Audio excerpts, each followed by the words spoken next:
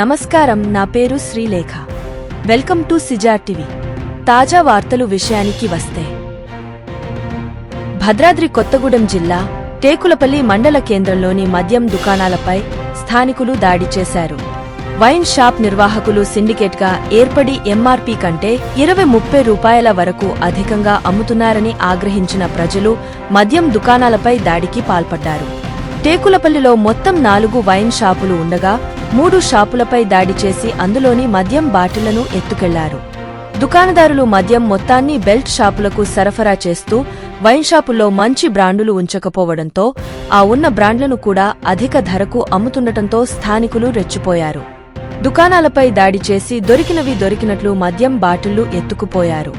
వీరిలో మహిళలు కూడా ఉండటం గమనార్హం. కొందరు మహిళలైతే ఒకేసారి 2-3 పెట్టెలను ఒకేసారి ఎత్తుకుపోవడం కనిపించింది. దొరికినంతా దోచుకో అన్నట్లు రెచ్చిపోయి అందినకాడికి లూటీ చేశారు.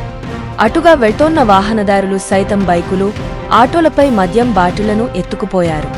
ఈ విషయం తెలుసుకున్న పోలీసులు ఘటనా స్థలానికి చేరుకుని విచారణ చేపట్టారు. ఈ మద్యం దుకాణాలన్నీ ప్రధాన రహదారిపైనే ఉండడంతో ఏం జరుగుతుందో తెలియక కొందరు వాహనదారులు గందరగోళానికి గురయ్యారు.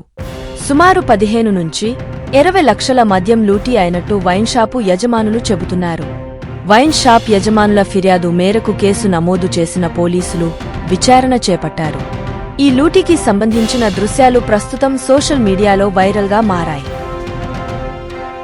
మరొక తాజా వార్తలతో మీ ముందుకు మళ్లీ వస్తాను. అంతవరకు సెలవు. సిజేఆర్ టీవీని సబ్స్క్రైబ్ చేయండి. ఈ వీడియోను లైక్ చేయడం మరియు షేర్ చేయడం మర్చిపోవద్దు.